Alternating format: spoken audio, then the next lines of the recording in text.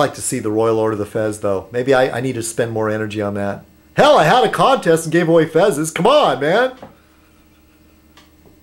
What was that? Some kind of crappy investment? Come on, you people I gave Fezes to. Where are you? No, okay, just kidding.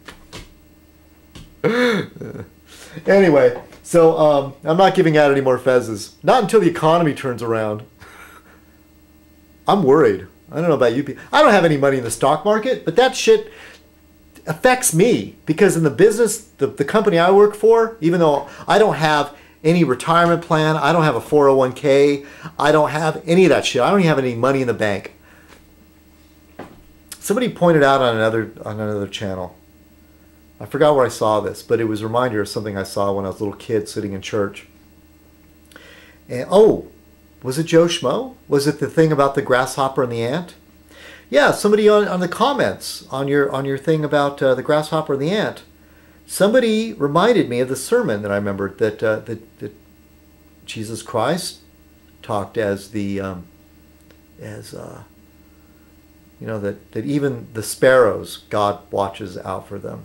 And in a way, I've lived my life like that sparrow. The grasshopper is, the analogy is just sort of person that is like irresponsible and doesn't think about the future and lives one day at a time. And also grasshoppers are kind of seen as a pest, whereas the ant is a hard-working, you know, creature that, you know, saves for tomorrow.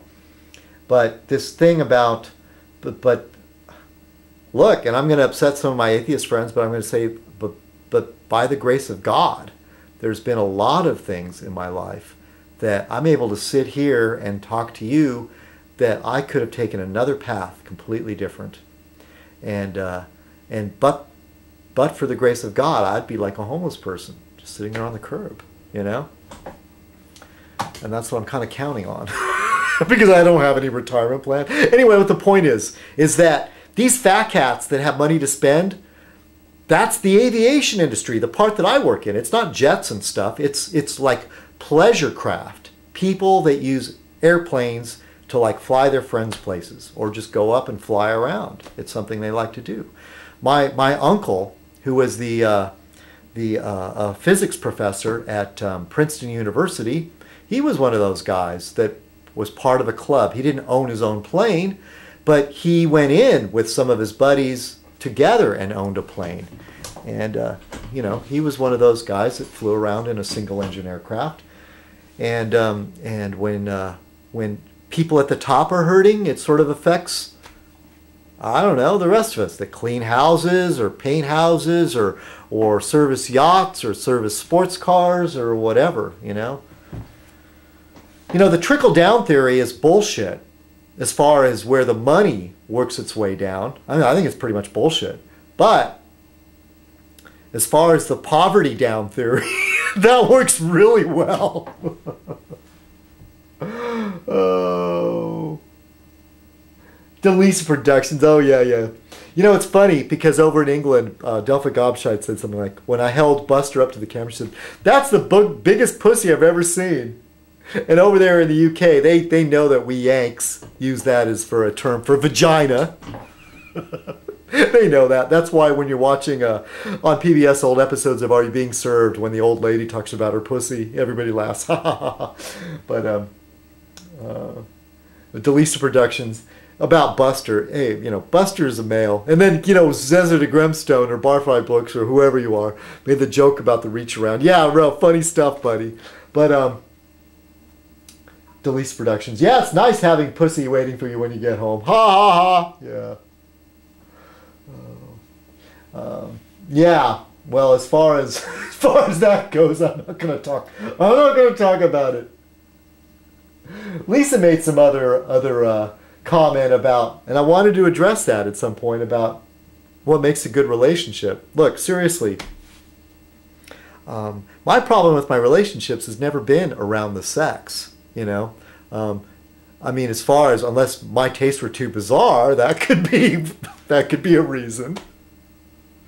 But it wasn't for want of lack of it.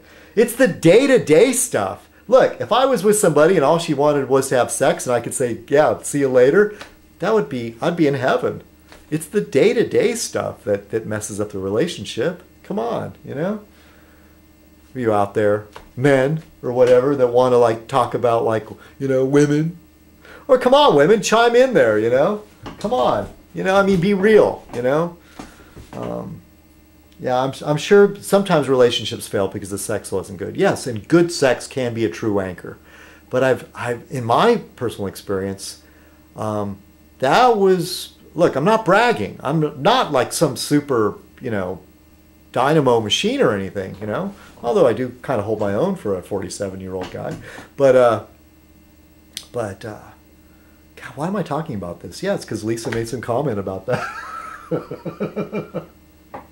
That's not the issue. That's not the issue between myself and the woman that should not be mentioned. At least, you know, unless she could get on camera and tell her side of the story. And since she won't, no, but seriously, it's a lot more to do with the day-to-day stuff, like how you're going to spend money, you know, what are you going to do? Do you like the same kinds of music? You know, what are your plans for the future? I'll admit it. Part of the failings that I've had, at least in relationships, is that I do get wrapped up in myself. I do. And I feel bad. I can know that there's some times I was thinking and I was like really like intense on something, and the person that I was with would like sort of like put their hand on me and I would brush it off without thinking about it. I'd be like, because I was thinking about something. Okay, that's why I'm a bachelor, I guess. Because sometimes I'm so like, you know, yeah, you know, and maybe that person saw it as a sign this person's not really into me. I'm a complicated person. Anyway, enough about me. That's the whole vlogging thing, right? The media is the message. I had nothing to talk about, and yes, you know, I'm going on and on. And I'm posting late. Don't forget to do something about post a video or a comment or something on the first part of Life as a Fez. About what's that secret band, that band that you find embarrassing, you know? It's not so cool. And I was going to get to this part. Speaking to Lisa again, she said, "Thanks, Kong. This reminds me of the ending of the Waltons when everyone says goodnight. You brought a smile to my face. Thank you." My Lincoln connection. This is very cool. Lisa says, my Lincoln connection. My great-grandparents ran a country store, post office, shoe factory. You know, / post office / shoe factory. Lincoln commissioned boots to be made for the soldiers from this little hole-in-the-wall factory out in the middle of nowhere. Needless to say, the family has always held Lincoln in high regard for offering work to small businesses during the war. Yeah, you know, in some way I'm kind of envious of Lisa and Pops out there in New England. I visited Boston when my friends, Nick and Carolyn were getting married.